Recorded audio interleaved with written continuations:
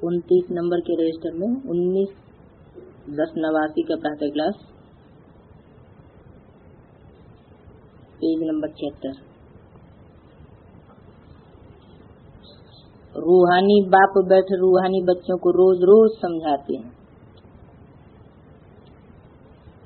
क्योंकि आधा कल्प के बेसमझ है ना।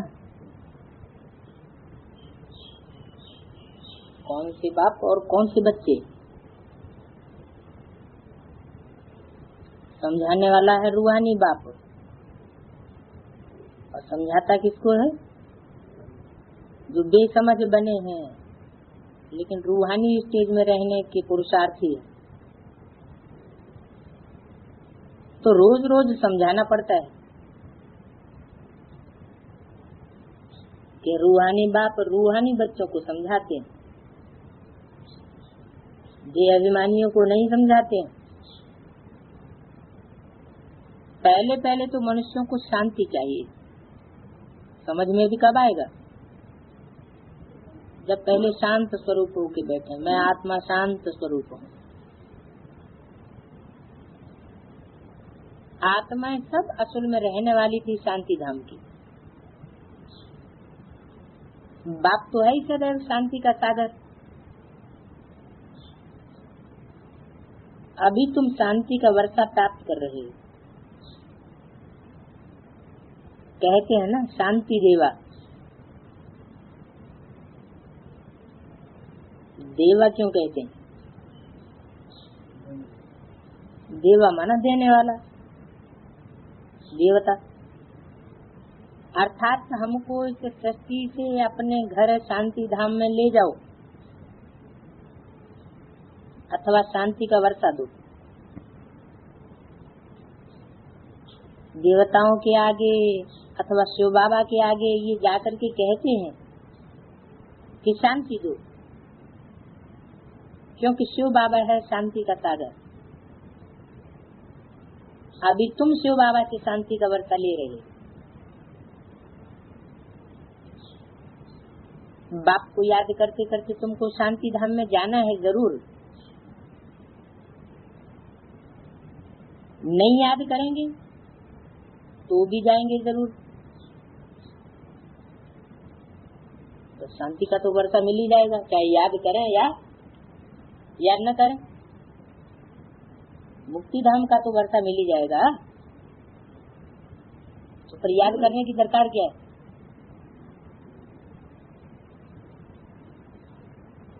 शांति का वर्षा तो जरूर मिलेगा।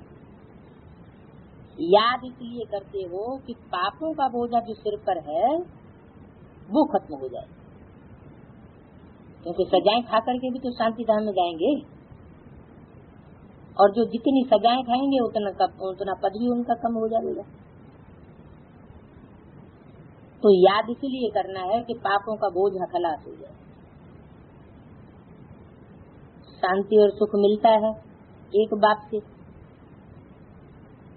क्योंकि वह सुख शांति का सागर है।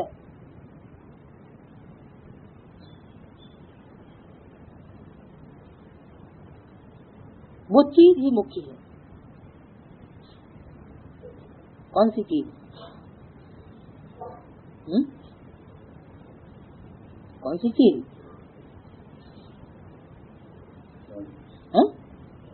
अरे शांति और सुख मिलता है एक बाप से, क्योंकि वह सुख और शांति का सागर है। वो चीज ही मुख्य है। कौन सी चीज? शिव बाप तो चीज है। शिव बाप कोई चीज है क्या?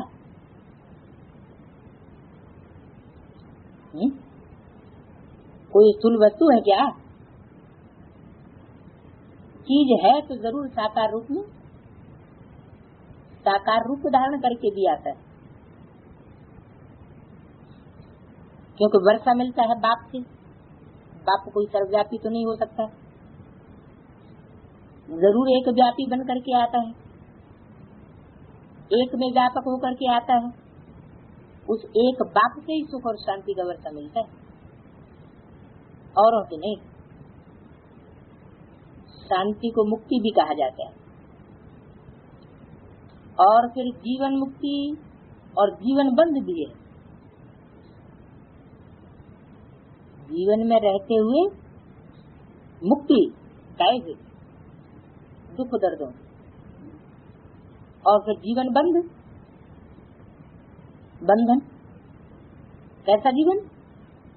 बंधन वाला जीवन, दुखों के बंधन में बंधी हुई आत्मा। अभी तुम जीवन बंध से जीवन मुक्त हो रहे हो। सचमुच में कोई बंधन नहीं होता है, गाया भी जाता है सहज जीवन मुक्ति व सहज गति सदगति। ये दोनों का अर्थ तुम बच्चों ने समझा है। कौन सी दोनों बातों को? गति और सदगति। गति माना क्या?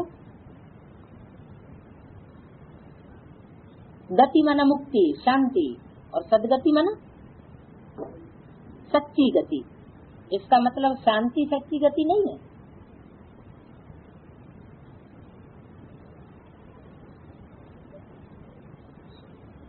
शांति सच्ची गति नहीं है। जो मनुष्य चाहता है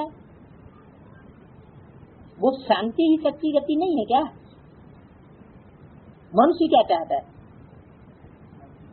बस बुखार आ रहा होगा तो पहले चाहेंगे कि शांति मिले। बुखार आ रहा है, अच्छे अच्छे भोजन सामने रख दिए जाए तो उन भोजनों का सुख लेगा? नहीं लेगा ना। इसका मतलब क्या हुआ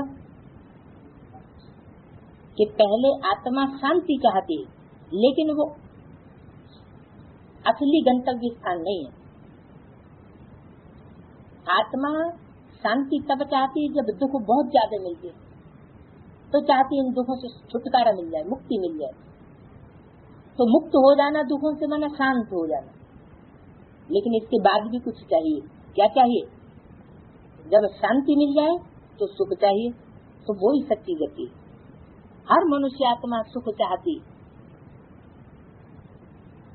जीवन में रहते हुए सुख, उसको कहते हैं जीवन मुक्ति। कोई प्रकार का बंधन न हो, बंधनों से ही दुख होता है। तो गति सदगति को तुम बच्चों ने समझा है। गति कहा जाता है शांति धाम को, और सदगति कहा जाता है सुख धाम को। सुख धाम, शांति धाम, और फिर ये है दुख धाम। गति किसे कहा जाता है? जब आत्मा शांत स्वरूप निसंकल्प स्टेज में शांति धाम में बैठी हुई, तो जैसे चैतन्य स्वरूप है।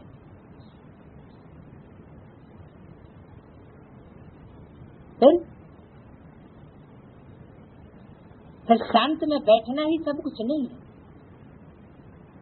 हर आत्मा की इच्छा है कि सुख भी भोगे और जीवन में रहते हुए सुख भोगे। तो निसंकल्प स्टेज है,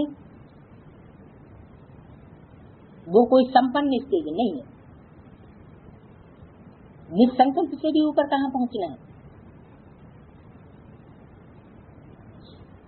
सुख के संकल्पों में। तो ऐसी मन की गति बनानी है, जो मन बुद्धि गतिशील भी हो और सदगति भी प्राप्त करने वाली हो। श्रेष्ठ संकल्प चले, दुष्ट संकल्प एक भी न चले। श्रेष्ठ संकल्पों में, ज्ञान के संकल्पों में ज्ञान युक्त बुद्धि जब बनी रहे तो उसको कहेंगे गतिशील आत्मा। और सुखमयी संकल्प जब चलते हैं, क्योंकि ज्ञान से ही सुख होता है, अज्ञान से दुख होता है। अब दोनों का अर्थ तुम बच्चों ने समझ लिया है। गति कहा जाता है शांति को। सुखधाम, शांतिधाम, फिर दुख धाम। तुम यहाँ बैठे हो, कहाँ? कहाँ बैठे हो? सुखधाम में बैठे हो, शांति धाम में बैठे हो कि दुख धाम में बैठे हो? है? धाम कौन सा है? शांति धाम में बैठे हो, दुख धाम में बैठे हो। और पुरुषार्थ क्या कर रहे हो? कहाँ जाने का? शांति धाम और सुख धाम में जाने का पुरुषार्थ करते हो। आत्माओं को अपना घर भूला हुआ है, बाप आकर के याद दिलाते हैं, समझाते हैं, रूहानी बच्चों तुम घर जा नहीं सकते हो जब तक मुझे याद नहीं करेंगे। याद से तुम्हारे पाप भस्म हो जाएंगे, आत्मा पवित्र बन फिर अपने घर जाएगी। तुम बच्चे जानते हो ये अपवित्र दुनिया है, एक भी पवित्र मनुष्य नहीं है। क्या दुखधाम में एक भी पवित्र मनुष्य नहीं और सुखधाम में एक भी अपवित्र मनुष्य नहीं। पवित्र दुनिया को सतयुग, अपवित्र दुनिया को कलयुग कहा जाता है। राम राज्य और रावण राज्य, रावण राज्य से अपवित्र दुनिया स्थापन होती है। कौन से राज्य से? रावण राज्य। रावण माने रुलाना वाला राज्य। एक ऐसा राज्य हो जिसमें किसी प्रकार का प्रेशर नहीं पड़े, बंधन महसूस न हो, और एक ऐसा राज्य जिसमें जबरदस्ती काम लिया जाए, जोर जबरदस्ती की जाए। तो रावण राज्य में होता है व्यभिचारी वृत्तियों का राज्य। इससे मनुष्य रोते हैं, ये बना बनाया खेल है, ये बेहद का बाप समझाते हैं। उनको ही सत्य कहा जाता है। किनको सत्य किनको कहा जाता है?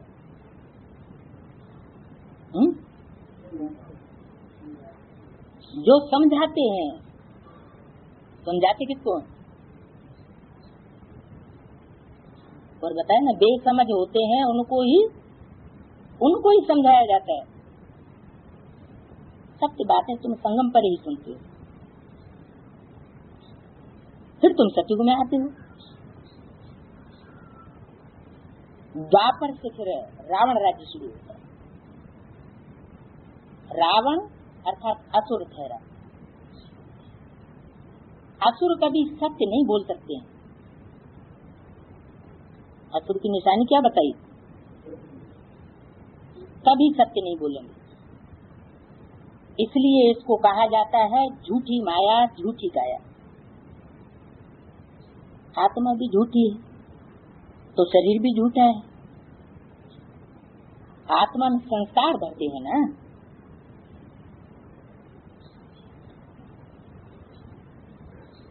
चार धातुएं हैं खास, सोना, चांदी, तांबा और लोहा। जब सब खाद निकल जाती है तो बाकी जाकर के सच्चा सोना बन रह जाता है। तुम भी सच्चा सोना बनते हो इस योग बल से।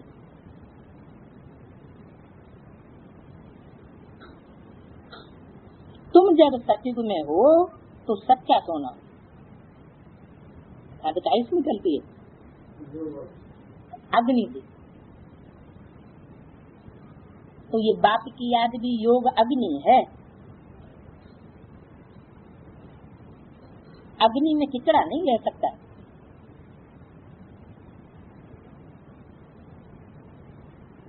ये रूहानियत की अग्नि है। आत्मा में संस्कार भरते हैं ना।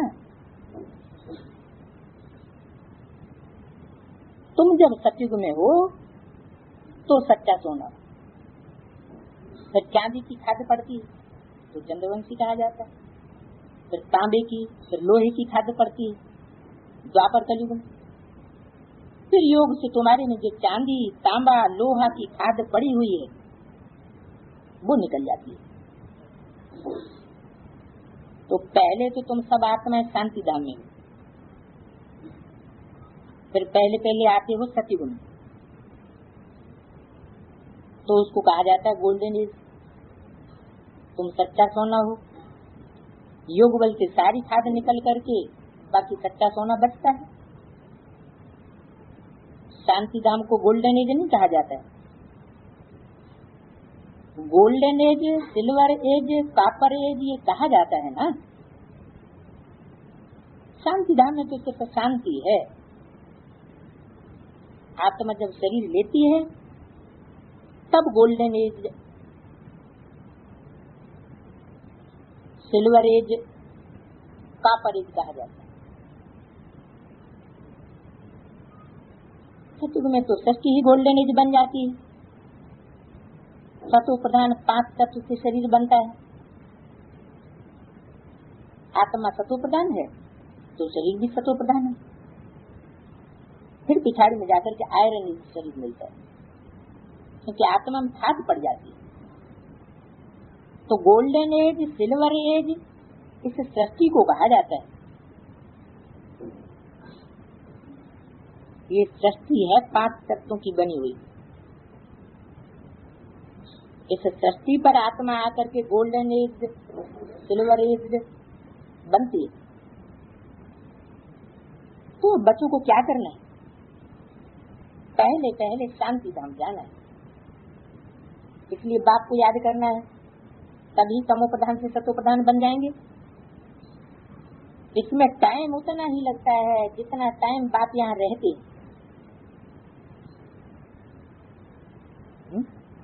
आत्मा को तमो प्रधान से सतो प्रधान बनने में कितना टाइम? ज्यादा से ज्यादा जितना समय संगम युग पर बाप रहते हैं उतना समय लगता है आत्मा को तमो प्रधान से सतो प्रधान बनने में। कितना समय रहते हैं? 60-65 वर्ष। वो गोल्डन एज में पार्ट लेते नहीं है। कौन? शिव बाप। तो आत्मा को अब शरीर मिलता है, तब कहा जाता है ये गोल्डन एज जीवात्मा है। ऐसे नहीं कहेंगे गोल्डन एज आत्मा, नहीं, गोल्डन एज जीवात्मा। जीवात्मा मन ऐसी आत्मा जो जीवन धारण करे।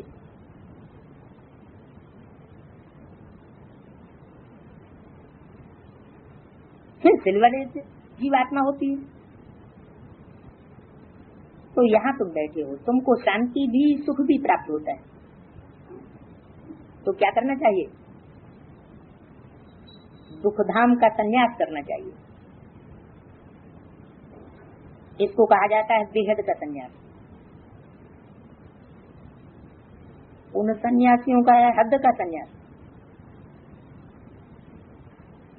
वो घर बार छोड़ जंगल में चले जाते हैं। उनको ये पता नहीं है कि सारी सृष्टि ही जंगल है, कांटों का जंगल। तो छोड़ के कहाँ भागे? सारी दुनिया ही कांटों का जंगल है। और वो है सतयुग फूलों की दुनिया।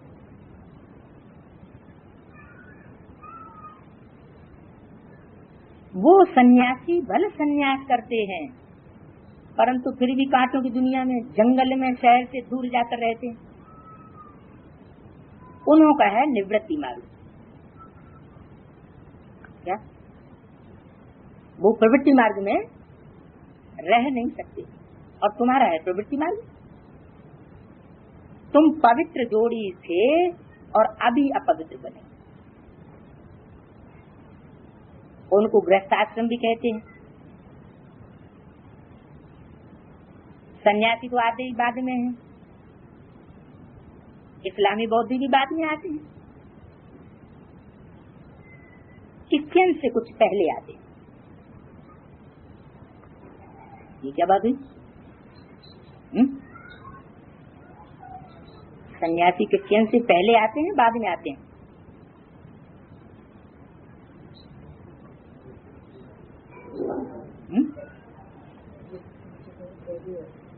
क्रिश्चियन से पहले तो बौद्ध ही आते हैं।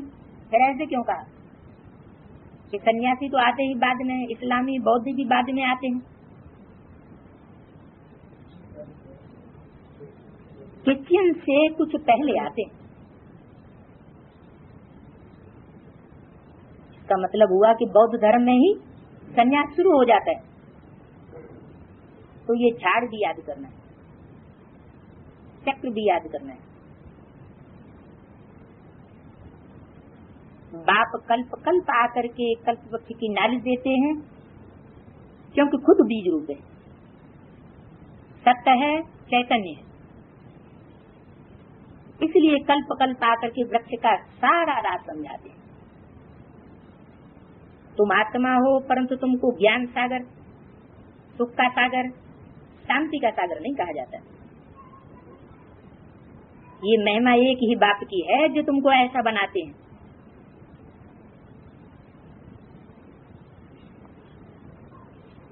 बाप की यह महिमा सदैव के लिए है, और तुम्हारी महिमा शांति का सागर, सुख का सागर, दया का सागर। जिस सागर शब्द लगाते हैं वो परमात्मा की महिमा में और आत्माओं की महिमा में क्या फर्क पड़ता है?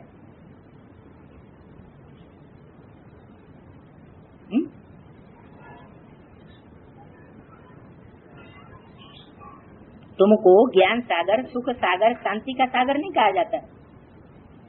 ये महिमा एक बाप की है। क्यों? क्योंकि हम हमेशा नहीं रहते।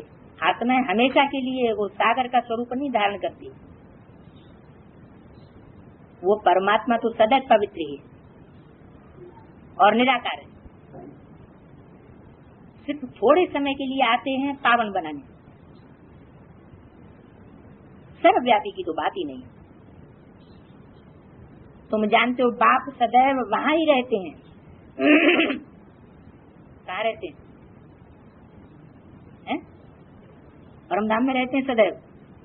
सदैव का मतलब क्या होता है? हमेशा। तो फिर संगम युग में कहाँ रहते हैं? हाँ, सदैव वहां ही रहते हैं का मतलब यह है कि भले वो नीचे आता है, लेकिन मन बुद्धि से वन शरीर में प्रवेश करता है तो भी मन बुद्धि से वो ऊंची स्टेज में रहता है, उपराम। भक्ति मार्ग में सदैव उनको याद करते हैं। किनको? जब ब्रह्मा के तन में बैठ करके ये मुरली चलाएगी तो उनको क्यों कहा? भक्ति मार्ग में सदैव मेरे को याद करते हैं, ऐसे क्यों नहीं कहा? हाँ, कि भविष्य में जो आने वाला पार्ट है, जिस साकार स्वरूप में प्रवेश करके परमात्मा प्रत्यक्ष होता है, वो ब्रह्मा का तन नहीं है, परमात्मा पार्ट के रूप में। इसलिए कहा उनको, क्योंकि ब्रह्मा के बाद शंकर का पार्ट आना। तो शंकर का जो रूप है, स्वरूप है, स्थिति है, वो साकार स्वरूप में रहते हुए भी ऊंच स्टेज वाला निराकारी स्टेज है। तो यहाँ उनको कहा। तो भक्ति मार्ग में सदैव उनको याद करते हैं। सतयुग में तो याद करने की दरकार ही नहीं रहती। रावण राज्य में तुम्हारा चिल्लाना शुरू होता है, तो फिर अंत में वो ही आकर के शांति देते हैं। तो फिर जरूर अशांति में उनकी याद आती है। बात समझाते हैं, हर 5-4 वर्ष बाद में आता हूँ, आधा कल्प है सुख, आधा कल्प है दुख। आधा कल्प के बाद ही रावण राज्य शुरू होता है।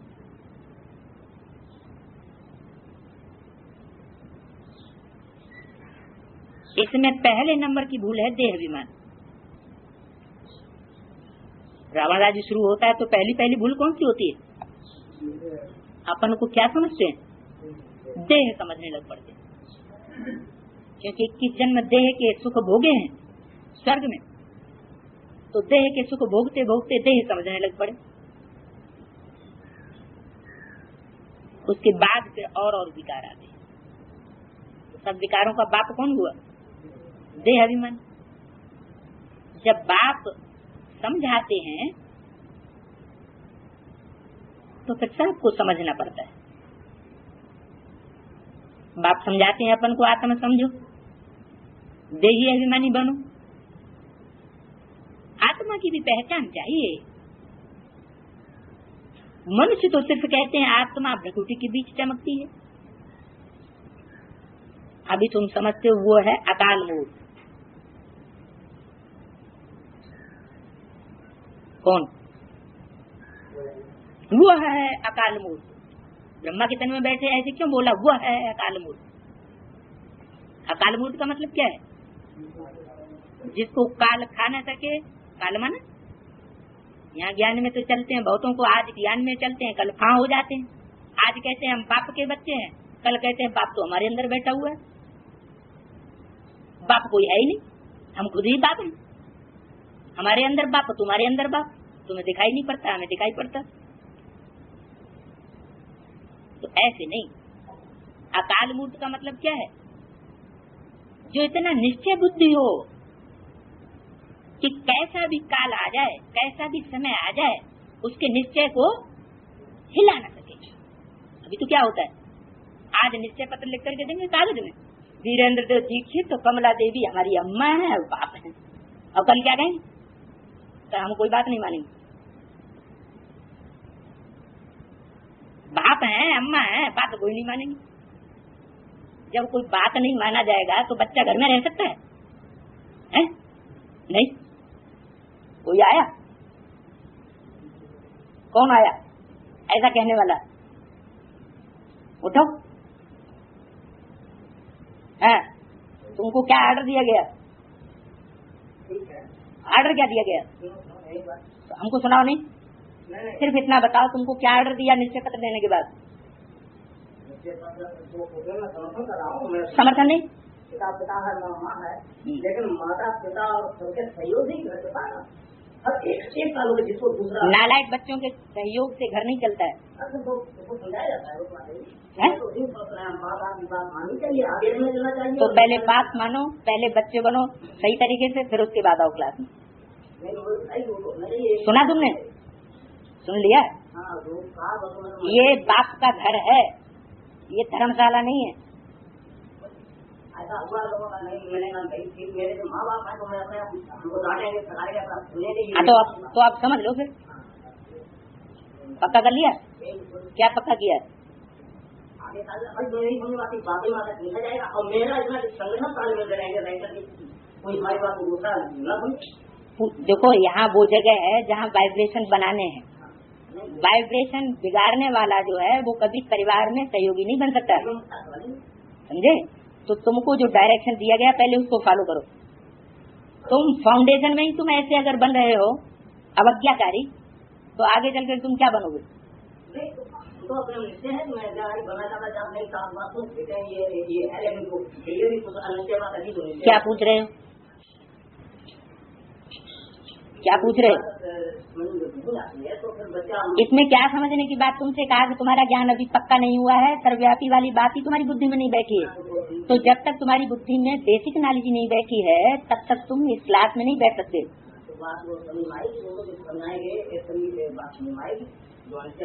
तो समझ लिया कि नहीं अभी? तो फिर अब क्लास में बाद में आना, जब तुम्हारी बुद्धि में पूरे बेसिक नॉलेज बैठ जाए, फिर उसके बाद तुमको अगली बार फिर दिया जाएगा एडवांस कोर्स, फिर तुम क्लास अटेंड करना। ये निश्चय पत्र तुम्हारा कैंसिल। उठो। नहीं वो तो घर बात सही है, लेकिन उसमें ये भी है कि बाप की बात मतलब माननी चाहिए, लेकिन बच्चा को अगर बाप निकाल भी देगा तो फिर वो कहाँ निकाला जा रहा है? तुमको निकाला नहीं जा रहा है, तुमको सिर्फ ये कहा जा रहा है तुम बात को नहीं माना तब भी कुछ नहीं, लेकिन कुछ भी नहीं समझ में आएगा तो समझो ना, समझने के बाद बैठो, पहले समझ लो बात को पूरा, फिर उसके बाद वो आप जो कहते हैं वो सुधार करते हैं। हाँ ठीक है। ये भी एक बात है कि घर में जब हम तालमेल से नहीं करेंगे, अपना तो करेंगे तो ये घर तो तुम्हारा बाद में बनेगा ना, पहले तो सर्वव्यापी की बात तो समझो। वो एक व्यापी है या सर्वव्यापी है? वो एक व्यापी है। जब एक व्यापी होते हुए भी वो सर्वव्यापी है। तो इसीलिए तो बताया ना, जब तक सर्व जाति है एक जाति होते हुए क्योंकि वो पति जानता है, मैं उसकी नहीं जानता। तब तक तुम नीचे बैठ करके पढ़ाई पढ़ा करो, और वो भी 1 घंटे बस। भले तुम अपने घर में जाओ या न जाओ, हमें इससे कोई मतलब नहीं। नहीं, वो बात तो सही है कि अब उसमें निकलता है, कोई बात समझ नहीं आती, चुप रहो सभी, तो पूछा जाता है। हाँ तो चुप रहो, भले रहो न रहो। बात है श्रीमत हमारी कह रही, बिल्कुल निश्चय, हर तरह का निश्चय, और निश्चय के ऊपर ही निश्चय है, ऐसी बात नहीं है। अपना काम करते हैं और भी लोग तो मैंने कहा अच्छी बात है।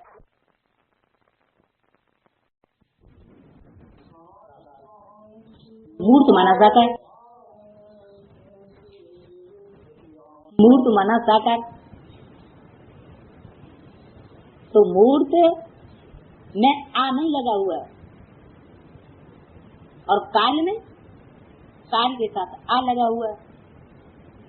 अकाल का मतलब ये हुआ जिसको काल नहीं खा सकता, काल से जो परे है, काल के ऊपर जिसका कोई अधिपत्य नहीं हो सकता, काल जिसके ऊपर अधिपत्य नहीं जमा सकता, वो तो हुआ अकाल। और अमूर्त नहीं है, क्या शब्द है? अकाल मूर्त। मूर्त मानो जो साकार भी है।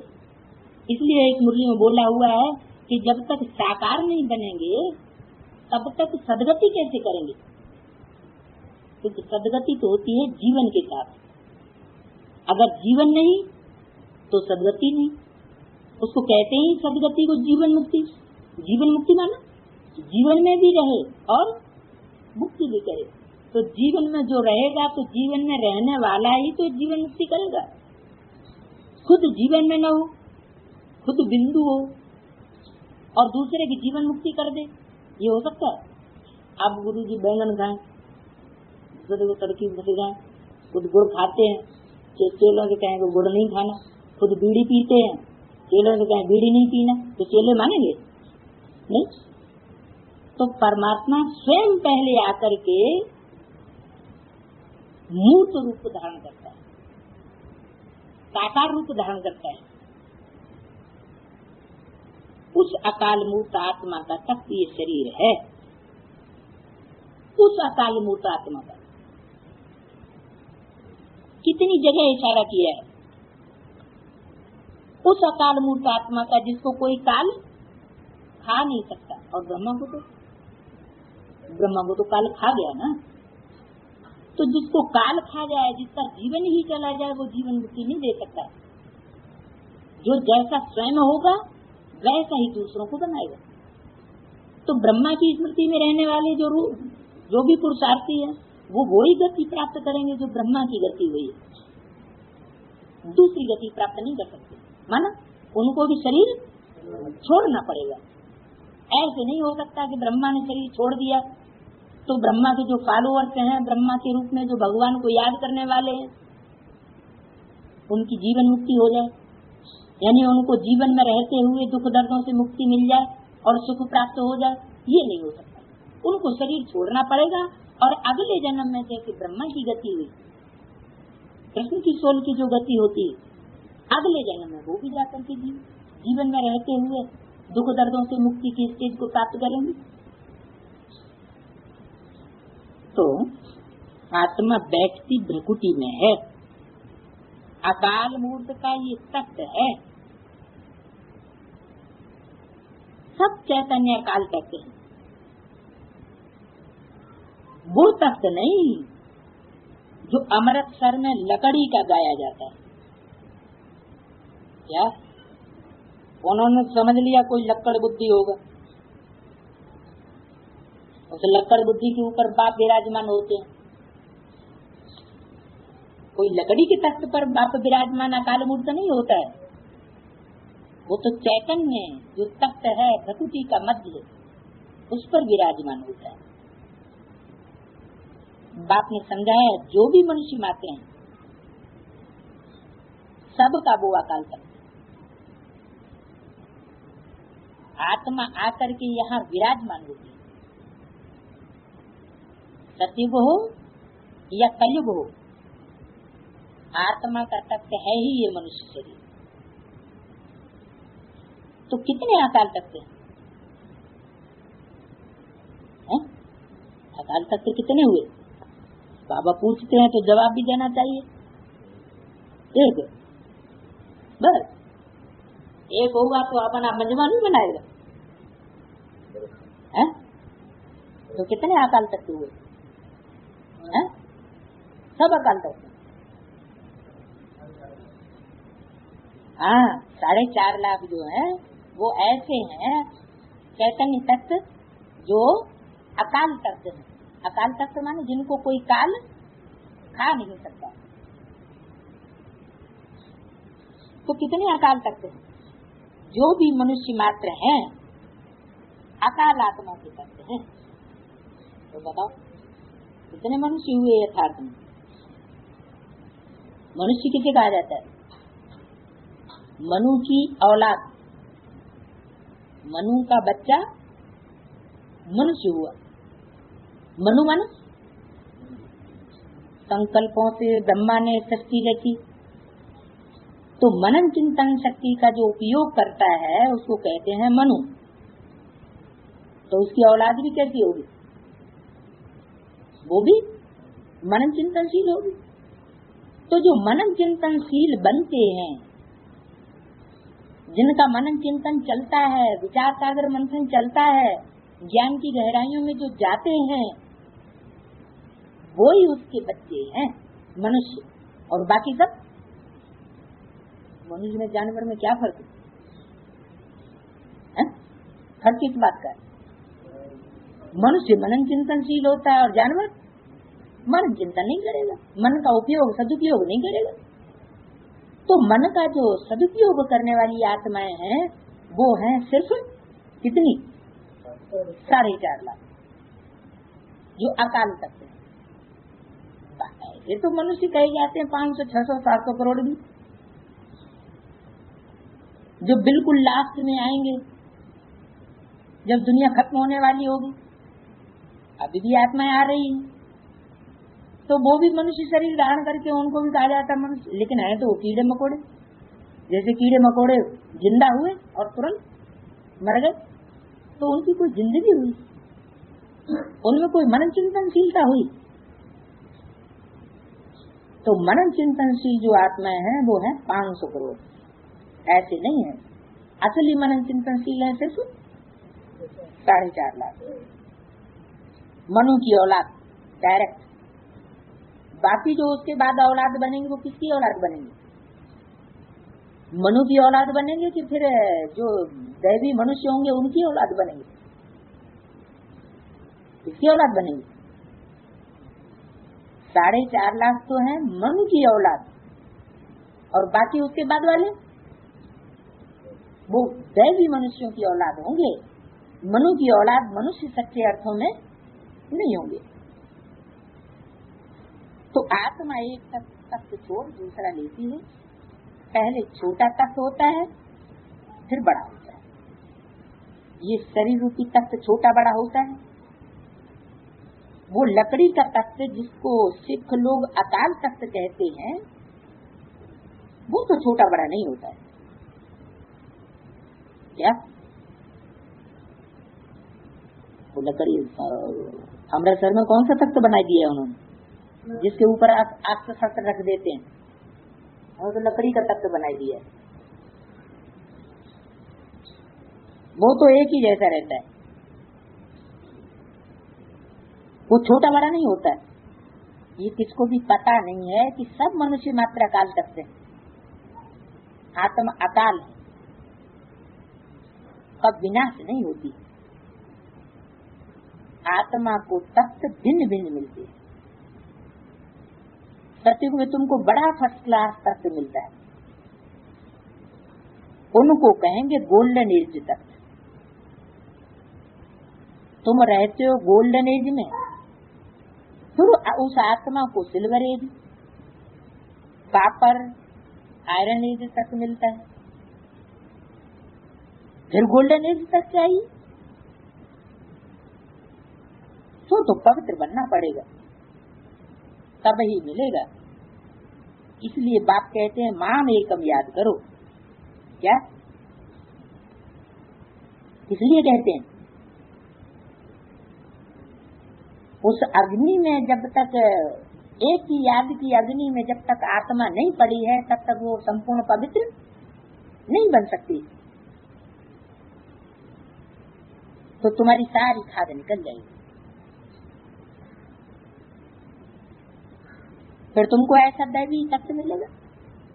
अभी ब्राह्मण कुल का तत्व है, पुरुषोत्तम संगम युग का तत्व है, फिर मुझे आत्मा को ये देवताई तत्व मिल गया। ये बातें दुनिया के मनुष्य नहीं जानते हैं। वो तो है जंगली जानवर, क्योंकि कांटों का जंगल है ना। देह अभिमान में आने के बाद ही एक दो को दुख देते, इसलिए इनको दुख धाम कहा जाता है। अब बाप बच्चों को समझाते हैं शांति धाम को याद करो, जो तुम्हारा असली निवास स्थान है उसको याद करो, सुखधाम को याद करो, इस दुखधाम को भूलते जाओ, इनसे बैराग। ऐसे भी नहीं सन्यासियों में चल घर बार छोड़ देना। बाप समझाते हैं वो एक तरफ तो अच्छा भी है और दूसरी तरफ बुरा भी है। तुम्हारा तो अच्छा ही है, तुम तो सारी दुनिया का संन्यास करते हो बुद्धि से। उनका हठ योग अच्छा भी है और बुरा भी है। अच्छा किस लिए है? क्योंकि भारत को थमाते हैं उस समय, इसलिए अच्छा भी है। क्योंकि देवताएं जब वाम मार्ग में जाते हैं तो भारत को थमाने के लिए पवित्रता जरूर चाहिए, तो उसमें भी वो मदद करते हैं। भारत जब कब से गिरता है? द्वापर युग से। द्वापर के शुरू में भी सतो प्रधानता होती है, इसलिए उस समय पहले 500 वर्ष तक कोई जरूरत नहीं है इतनी संन्यास की। लेकिन फिर गिरना शुरू होता है तेजी से, तो बौद्ध धर्म आता है। तो बौद्ध धर्म में भी पहले सतो प्रधानता होती है, गृहस्थ व्यवहार में रहते हैं बौद्ध। उनमें भी जब थोड़ा समय व्यतीत होता है, उनका जो गृहस्थ व्यवहार है वो छिन्न भिन्न होता है, तब उनमें संन्यास शुरू होता है। तो उनका भी हठ योग अच्छा है उस समय, क्योंकि भारत को थमाते हैं। देवताएं जब वाम मार्ग में जाते हैं तो भारत को तो पवित्रता जरूर चाहिए, तो उसमें वो मदद करते हैं। भारत ये अविनाशी खंड है, बाप को भी आना ही यहाँ होता है। कहाँ आना होता है? अब जो अविनाशी खंड है जिसका कभी विनाश नहीं होता है। विनाश किसका होता है?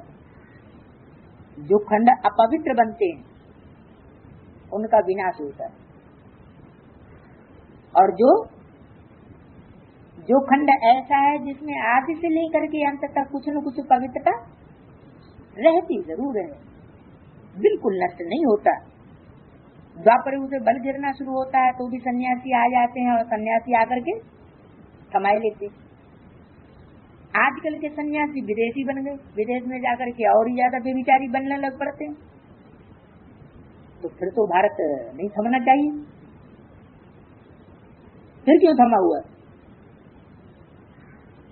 अभी तो सारा भारत जो है, सारे भारतवासी विदेशी सभ्यता को अपनाने लग पड़े, एकदम विदेशी बन गए। तो अब क्यों थमा हुआ है? क्योंकि अब बाप आया हुआ है, वो तो एवर प्योर है। तो अब उन सन्यासी भी दरकार, अब नहीं दरकार। तो जहाँ पर बेहद का बाप आते हैं वो सबसे बड़ा तीर्थ हो गया। सर्व की सदगति बाप ही आकर के करते हैं, इसलिए भारत ही ऊंच से ऊंच देश है। इसको कहा जाता है सचखंड, सज्जू खंड बन जाता है। तीसरा झूठ खंड को सचखंड, सच्चा बाप ही बनाते हैं। इसका मतलब एक बाप सच्चा है तो बाकी सब क्या हुए? बाकी सब में झूठ जरूर होगा। यहाँ तो झूठ ही झूठ है, बड़े से बड़ी झूठ है। कौन सी? बाप को सर्वव्यापी कहना, कुत्ते बिल्ली कण कण में कहना। कुत्ते जैसे कामियों में भी परमात्मा आता है। अगर किसी की बुद्धि में ये बैठा हुआ है ये तो कामी कुत्ता है, तो इसका मतलब क्या हुआ? इसका मतलब ये हुआ कि वो मानता है कि कामी कुत्ते में परमात्मा आता है। परमात्मा कामी कुत्ते में आएगा तो दुनिया वाले भक्त क्या समझते हैं? कुत्ते में भी परमात्मा है। तो ये भक्ति मार्ग में जो बात चल रही है, कहावत चल रही है, कुत्ते में बिल्ली में कण कण में परमात्मा है, ये फिर बात कहाँ की है? कैसे कैसे शूटिंग हुई है? गुरु लोगों ने कैसे शूटिंग की? क्या देख करके शूटिंग की है? हाँ, उनके अंदर भी परमात्मा को व्यापक समझ लिया है। वो भी परमात्मा का स्वरूप हो जाते हैं ब्राह्मणों की संगमी की दुनिया में। उनकी भी मत ऐसे मानने लग पड़ते हैं जैसे भगवान की मत हो। उनको भी मंदिरों में ऐसे स्थापन कर देते हैं, ऐसे उनकी पूजा शुश्रूषा होती है जैसे भगवान की पूजा होती है। तो कितनी ग्लानि करते हैं। तो मूल बात बाप समझाते हैं, याद किया था। गीता में भी मनमना बाबा अक्षर है ना, अक्षरी है मनमना भव। परंतु बाप कोई संस्कृत तो नहीं बोलते हैं। बाप तो कहते हैं मुझे याद करो, ये थोड़े कहते हैं मन मना दो। ये संस्कृत तो अभी निकली 1000-2000 साल से। बाप ने तो 5-4 साल पहले जो कुछ बोला था वो हिंदी में ही बोला था। बाप मनमना भव का अर्थ बैठ समझाते। क्या अर्थ हुआ? 3 अक्षर हैं, मत मना भव। मत मना मेरे, मना माना मन में, भव मना समा जा। ये संस्कृत के 3 अक्षर हैं। मेरे मन में समा जा, है ना? मेरे अंदर जो संकल्प है उन संकल्पों में तू अपने मन के संकल्पों को तिरोहित कर दे, समा दे। अपना संकल्प मात्र भी विरोधाभास का मत चला। ऐसे संस्कार न डाल। कैसे? कि जो बाप के विरोधी संकल्प हो उन संकल्पों को चलाने वाला न बन। आज से लेकर के पुरुषार्थ के अंत तक अगर कोई विरोधी संकल्पों वाला बना रहेगा तो अंत मते क्या होगी? अंत मते तो गति हो जाएगी, विपरीत बुद्धि विनशंति हो जाएगा। तो जो बाप का संकल्प सो बच्चे का संकल्प। तो अर्थ बैठ समझाते, देह के सब धर्म छोड़ अपन को आत्मा निश्चय करो। मैं आत्मा किसकी बच्चा हूँ? एक परमात्मा बाप का मैं बच्चा हूँ। आत्मा अविनाशी है, वो कभी छोटी बड़ी नहीं होती। अनादि अविनाशी पार्ट भरा हुआ है आत्मा में, ड्रामा बना हुआ है। पिछाड़ी में जो आत्माएं आती हैं उनका बहुत थोड़ा पार्ट है, बाकी टाइम शांति धाम में रहते हैं। जो पार्ट पिछाड़ी में आने वाली आत्माओं का है तो उससे पहले कहाँ रहती हैं? शांति धाम में। स्वर्ग में तो आ नहीं सकती। कौन से स्वर्ग की बात हुई? पिछाड़ी में जो आएंगी तो क्या सतयुग में पिछाड़ी में नहीं आती? सतयुग में भी तो दूसरे जन्म में आएंगी। तो जो एक्यूरेट स्वर्ग है जिसका लक्ष्य बाप देते हैं, सर्वगुण संपन्न 16 कला संपूर्ण संपूर्ण अहिंसक मर्यादा पुरुषोत्तम, ऐसी दुनिया में वो आत्माएं नहीं आ रही। पिछाड़ी को आने वाले वहाँ ही थोड़ा सुख और वहाँ ही थोड़ा दुख पाते है ना। उनको थोड़ा सुख मिलेगा तो थोड़ा दुख मिले। जैसे क्रिश्चियंस हैं, न ज्यादा सुखी होते हैं न ज्यादा दुखी होते, न ज्यादा सतो प्रधान बनते न ज्यादा तमो प्रधान बनते। तो क्रिश्चियंस की राशि किससे मिलाई? कृष्ण से राशि मिलाई। कृष्ण की आत्मा भी न संगम युग का वो सबसे श्रेष्ठ सुख जो है परमात्मा प्राप्ति का साकार में, वो नहीं भोगती। तो अति का सुख भी नहीं भोगती, तो अति का लास्ट जन्म में आकर के दुख भी नहीं भोगती। लास्ट जन्म में ऐसे नहीं कि वो बैगर बने। बैगर होता है ना, बैगर किसे कहा जाता है? जिसके पास धन पद मान मर्तबा कुछ भी ना हो। तो ब्रह्मा बाबा के जीवन में ऐसे कहेंगे? चलो बाद में तो जवाहराती बने, लेकिन उससे पहले कभी ऐसा हुआ नहीं।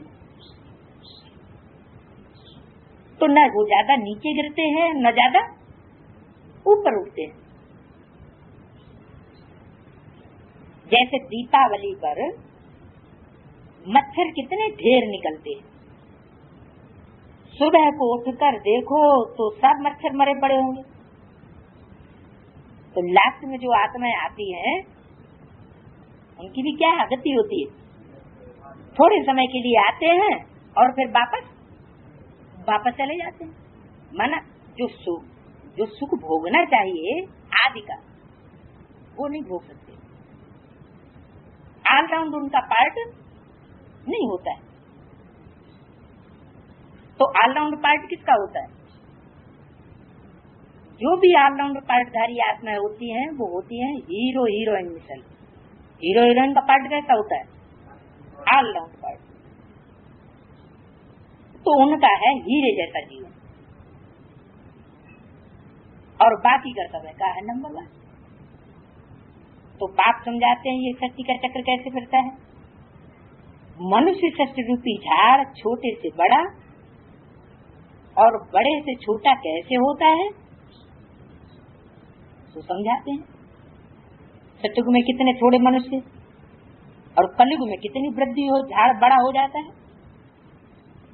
मुख्य बात बाप ने इशारा दिया है, गृहस्थ व्यवहार में रहते माम एकम याद करो। कोई दूजन याद? एक तो गृहस्थ व्यवहार में रहो, पहली शर्त ये, और दूसरी शर्त मुझ एक को याद करो, कोई दूसरे को याद नहीं करो। 8 घंटा याद में रहने का अभ्यास करो। कोई जरूर नहीं कि हाथ पांव बांध करके ही बैठ जाना, नहीं। कर्म करते भी मेरे को याद करो। याद करते करते आखिरी पवित्र बाप के पास चले जाते। इसका मतलब आखिर में चले जाएंगे। अभी हम बाप के पास नहीं है।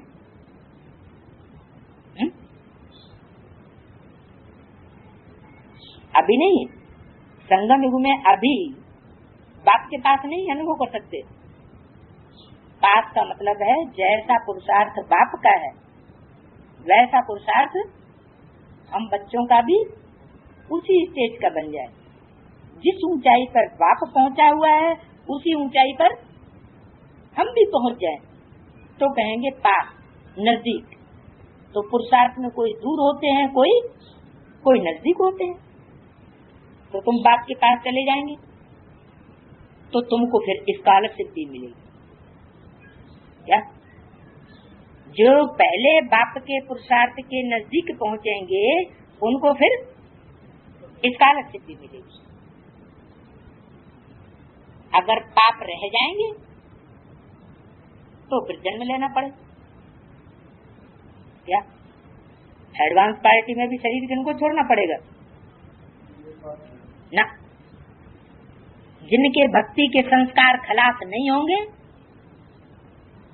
तो भक्ति माना अज्ञान, और अज्ञान जो रह जाएगा तो पाप पूरे भस्म नहीं हो सकते। क्योंकि भक्त जो होगा वो भगवान को बाप के रूप में पहचान नहीं पाएगा कि भगवान बाप से हमको क्या मिलता है। बाप से क्या मिलेगा? बाप से तो वर्षा मिलेगा। भक्त वर्षा स्वर्ग का नहीं लेना चाहते, लेते नहीं। तो पाप अगर रह जाएंगे तो फिर जन्म लेना पड़ेगा।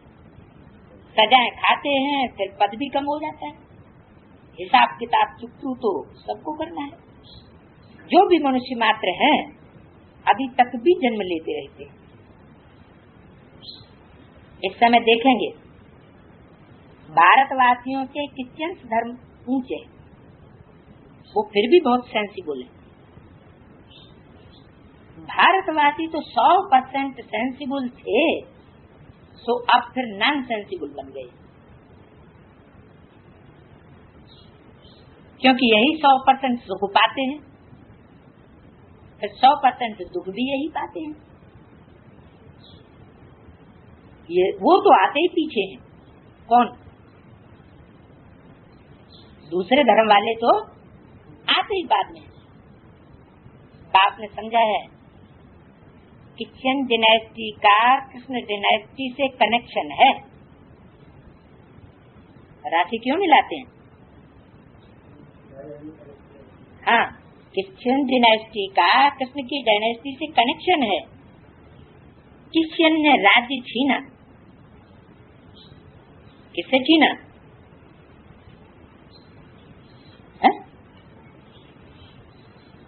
जो ऑलराउंड भारतवासी हैं उनसे राज्य छीना। तो यहाँ यज्ञ में भी क्या होना चाहिए? यज्ञ में भी ये शूटिंग होती है क्या? यज्ञ के आदमी क्या हुआ? कृष्ण की सोल ने जो ब्राह्मणों की संगम की दुनिया का राज्य है वो क्या किया? छीना। किससे छीना? जो ऑलराउंड भारतवासी हैं, पूरे 84 जन्म लेने वाले हैं, हीरो पार्टधारी हैं, उनसे राज्य छीना। फिर क्रिश्चियन डायनेस्टी से ही हमको राज्य मिलना है। क्या होगा रिजल्ट फिर इसका? उन्होंने छीना। ऐसे नहीं तो कहा कि भारतवासियों ने पहले क्रिश्चियन से छीना। पहल किसने की? क्रिश्चियंस ने या कृष्ण ने पहल की। इसलिए मुरली में बोला है पहले इसने आग लगाई। किसने? इसने माना किसने? इस शब्द कहते हैं तो किसकी तरफ इशारा होता है? ब्रह्मा की तरफ। पहले इसने आग लगाई। तो पहल। और आगतवाणी में भी क्या बोला? यज्ञ के आज से ही स्थापना के साथ साथ यज्ञ कुंड से विनाश ज्वाला प्रज्वलित हुई। तो निमित्त कौन बने? बोला पहले इसने आग लगाई, इसलिए नाम पड़ा शंकर द्वारा विनाश वाला। और क्या? शंकर का नाम दिया। शंकर तो कहते ही हैं, तीनों जब मिक्स होते हैं तब शंकर कहा जाता है। जब तक चंद्रमा प्रवेश न करे तो शंकर कैसे? चंद्रमा तो माथे पर मुड़ पे आके बैठ जाता है, उसकी बुद्धि कोई कंट्रोल करता है? देवता धर्म की तो है, लेकिन पूरे 84 जन्म लेती है? पूरे 84 जन्म लेती है, एक दिन भी कम नहीं। 50 वर्ष उसके भी कम हो जाएंगे। क्यों? 69 के बाद उसने शरीर धारण किया अपना। तो प्रवेश तो भूत प्रेत हो गया। सब दूसरे धर्म वाले सब भूत प्रेत हैं। अभी भी गीता का भगवान कृष्ण है। कौन सा गीता का भगवान? सच्ची गीता है वो तो सच्ची कृष्ण। हाँ, अभी सच्ची गीता की बुद्धि में ये बात बैठी नहीं है कि मेरा भगवान कौन है, पति परमेश्वर। अभी भी कृष्ण को ही पति परमेश्वर माने बैठे हैं। श्रद्धा विश्वास उसी तरह। कोई कार्य किया होगा तब तो श्रद्धा विश्वास है? कुछ कार्य किया होगा। क्या किया? स्वर्ग स्थापन किया। तो फिर यही हो रहा है। गांधी जी मरा, स्वर्ग बना नरक बना, और भी नरक बन गया। बोला तो ये ब्रह्मा द्वारा स्वर्ग। तो कौन से ब्रह्मा द्वारा? कोई भी हो फिर भी होगा। दाढ़ी मुझ वाले ब्रह्मा द्वारा? बिना नारी। कौन से बैल द्वारा? जिस बैल के ऊपर शंकर सवारी करता है उस बैल के द्वारा कि दूसरे बैल के द्वारा? और छीना नहीं है कि क्या आदमी है? अब मुरली में बोला आलम को मिला अल्लाह बे बादशाही सारी। भागीदार को दे दी। ये भी तो मैंने बोला जो कुछ मिला तो ले लिया। पिता ने फिर हेरा फेरी करी तब कैसे पता हेरा फेरी की? बाबा ने तो सिर्फ इतना कहा जो कुछ मिला तो ले लिया, ऐसे ये थोड़ी साबित होता है उसने हेरा फेरी की है। गरीब पैसे में हेरा फेरी करी तब तो ऐसे घर में जन्म मिला। पैसे में हेरा फेरी की? इसका तो यहाँ भी कोई कनेक्शन ही नहीं है। ये बात कहाँ से पैदा हो गई? आप बोले आलिफ को मिला है कहीं खेत की कहीं खलिहान की जो बात हो रही वो करो। आप बोले आलिफ को मिला अल्लाह दे। पंगेबाजी क्यों लेते? हाँ तो एक बात करो कि कृष्ण की आत्मा जो है वो कृष्ण की आत्मा कृष्ण से तालमेल बैठता है कि नहीं? कृष्ण की क्राइस्ट की राशि एक है कि नहीं? आप तो बिल्कुल नेग्लेक्ट कहाँ करते हैं? नेग्लेक्ट थोड़ा ही करते, नेग्लेक्ट थोड़ा ही करते। ये बताते हैं कि क्रिश्चियंस की वो तो देवता धर्म कृष्ण तो देवता धर्म की आत्मा है। हाँ फिर वो कैसे छीना जब्ती कर रही? उसको कोई भिखारी है क्या जो छीना जब्ती करेगा? बेबादशाही सारी भागीदार को दे दी, इसका क्या मतलब हुआ? ये भी तो बोला जो मिला तो ले लिया। हाँ जो भी मिला बाबा कुछ नहीं बोले। ब्रह्मा वहाँ के तो संसारी से राजा है। हाँ कोई झाड़ झपट करे, कोई हाँ। आक्रमण करे और डकैती डाले आके और फिर पूरा न मिले तो जो कुछ मिला तो ले लिया। जो मिला तो ले लिया। लड़ाई करने के बाद भी कोई जरूरी थोड़े ही सारा मिल जाए। सब कुछ थोड़े, ये थोड़े भी तुमको विश्व की व्यवसायी 500 करोड़ के ऊपर मिल जाएगी। जो मिला तो ले लिया झाड़ झपट के। है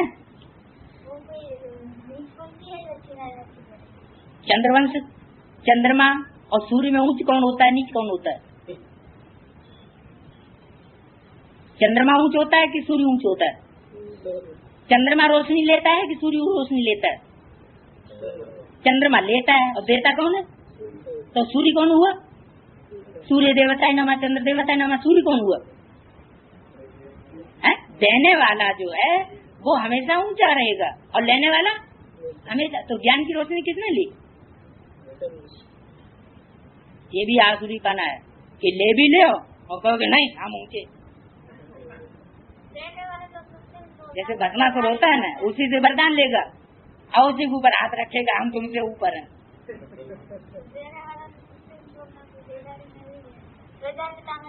निमित्त कौन बना? वैल्यू तो निमित्त की वैल्यू तो होती है। शिव बाबा तो न सुख भोगता है न दुख भोगता है।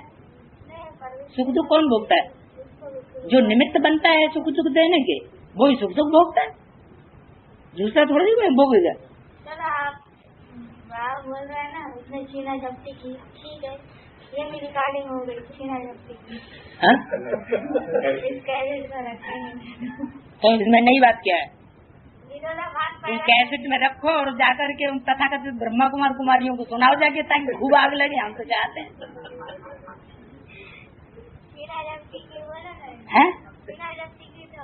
आपको महसूस हो रहा